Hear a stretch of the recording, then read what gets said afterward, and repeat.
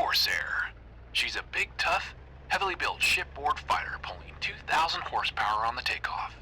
Let's have a look at how to get the engine running. Let's go through the pre-start checklist. Cowl flaps open.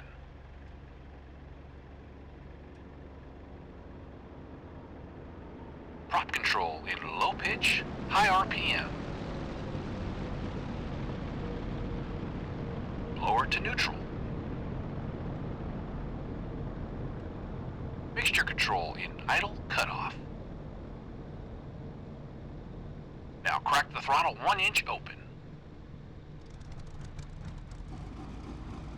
All set.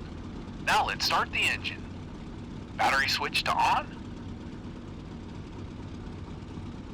Now move the fuel selector valve to reserve. Turn on the auxiliary electric fuel pump. It'll automatically control fuel pressure in case it should drop below a certain level. Now press and hold the engine primer switch until you get the engine primed message.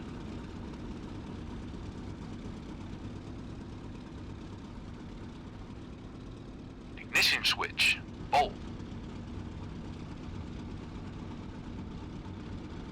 Now for the actual starting, let's talk through what will happen first.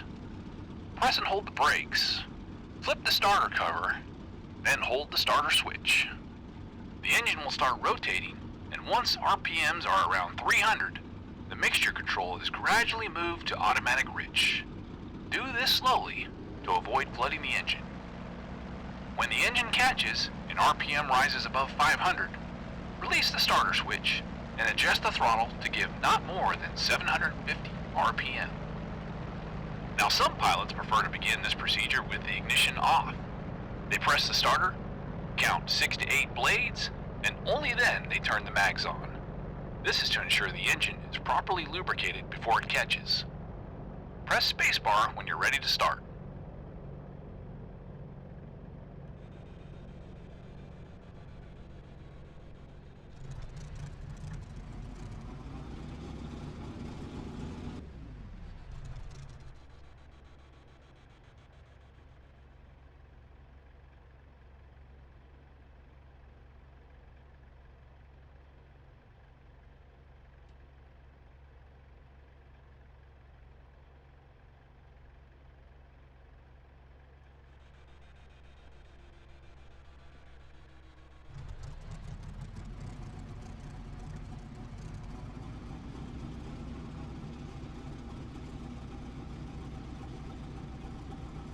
Clear prop.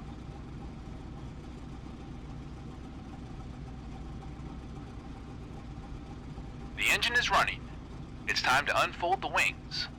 Unlock them by turning and lowering the D handle. Now move the hydraulic control lever to the spread position.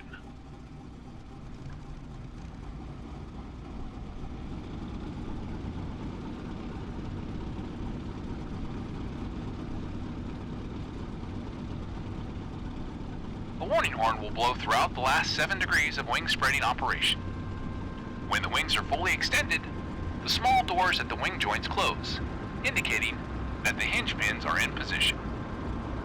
Then, these hinge pins are locked by pulling up on the D handle and turning it clockwise. If required, turn on the external lights. Set the altimeter to read 0 for field elevation. Leave the canopy open for now. Note that the canopy is not designed for speeds greater than 300 knots, so if you plan to go beyond 300 knots, you'll have to close the canopy. This concludes the startup lesson. Open the next one to learn how to taxi and take off.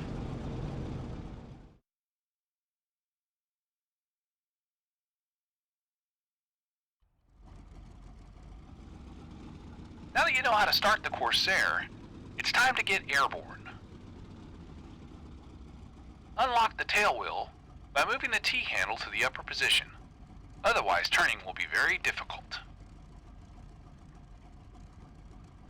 Increase throttle to 1,000 to 1,500 RPM and release the brakes to taxi away from the line. Allow the aircraft to get some speed. Once the aircraft is on the move, best taxi speed is maintained with approximately 800 RPM. Use rudder input along with tapping the brakes to change direction. Taxi to the runway and stop on centerline. Do not allow the aircraft to accelerate beyond 10 to 15 knots. The brakes are very effective, but don't attempt a long taxi requiring a lot of braking. You can't get rid of the heat, and as you can see, taxiing is necessarily slow because of the necessity of S-turns to get better forward vision. Infield 1, passing waypoint 1 at 700.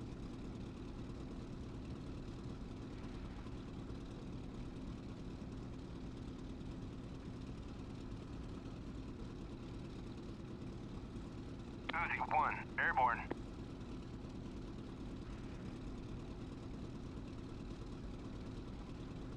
Very good. Now stop on centerline and hold the brakes.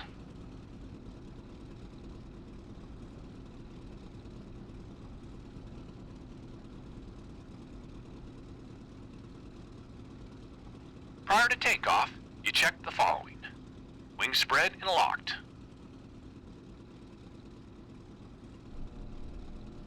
Infield 1, passing waypoint 2 at 3000.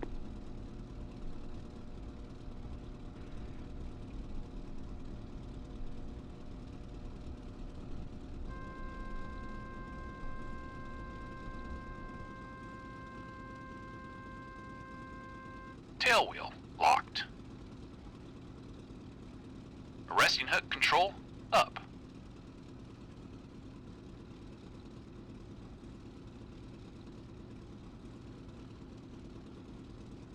Fuel tank selector on reserve. A 50-gallon standpipe in the main tank. The main tank is pressurized and self-sealing. It has a total capacity of 230 gallons, and it's the only tank to have a quantity gauge. Mixture control in automatic rich. Blower in neutral. Propeller control down for maximum RPM on the takeoff. Cow flaps 1/3 to 2/3 open. Intercooler closed. Oil cooler open as required. Flaps down to 20 degrees. Set the rudder tab 6 degrees right. Aileron 6 degrees right, wing down. Elevator tab 1 degree, nose up. These settings compensate for the left wing heaviness due to engine torque. Now hold the brakes and increase the throttle to 1700 RPM to check your mags fairly quickly. Drop shouldn't exceed 100 RPM and is usually between 50 and 75. Freedom from vibration is a good indication that the big engine is functioning properly. Throttle back to 750 RPM and press the spacebar when you're ready to go.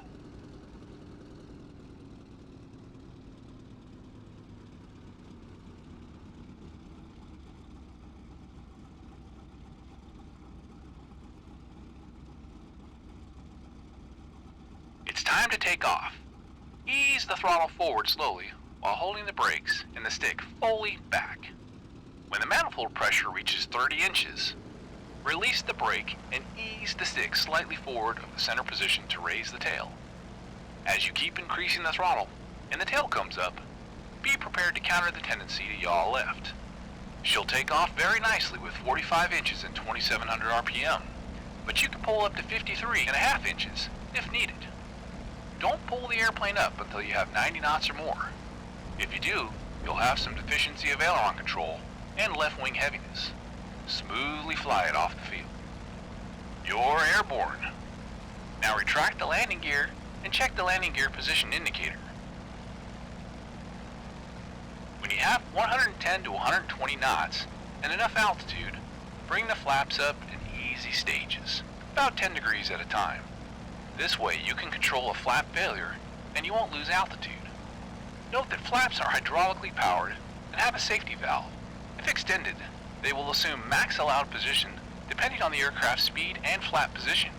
This means that they will try to retract as you accelerate, or extract if you decelerate and forget to retract them. You can use full takeoff power for a military climb of about 3,000 feet per minute, but after a maximum of 5 minutes, you must throttle back to normal range power for continuous operation. 43.5 inches at 2550 RPM in neutral blower. With this power setting, the rate of climb will be about 2,000 feet per minute at a best climbing speed of 125 knots. At about 8,000 feet, you'll have lost about 3 inches of manifold pressure. If you want to continue at the same rate of climb, you must throttle back 3 to 4 inches of mercury, open the intercooler flap, and shift to low blower. Increase your manifold pressure to 47.5 inches and keep climbing. You can carry this power up to 13,500 feet, where again, you will note the loss of about 3 inches of mercury. If you want more altitude, throttle back to lose an additional 3 to 4 inches and shift to high blower, followed by 48 inches of manifold pressure. Always keep your intercooler flaps about half open when using low or high blower to maintain intake mixture temperatures within safe limits. A red warning light will indicate excessive temperatures and warn you to reduce power. Open the intercooler flaps wide, and if necessary, shift to a lower blower. Use automatic rich for all your climbing and maneuvering. You're using a lot of power, and if your mixture is not rich enough, there's a danger of running up the engine. Use a partial power climb if the tactical situation permits. Around 135 knots is about the best indicated speed. The cylinder heads have a rather high limitation, 260 degrees, and this should be used with caution. Oil temperature shouldn't exceed 95 degrees. For a carrier takeoff, you'll use about half flaps 20 to 30 degrees with full power while holding the plane with the brakes. Extreme caution must be observed to hold the tail down with the stick to prevent nosing over and digging the prop into the deck. This concludes the takeoff lesson. You can exit now or fly around until your tanks are dry.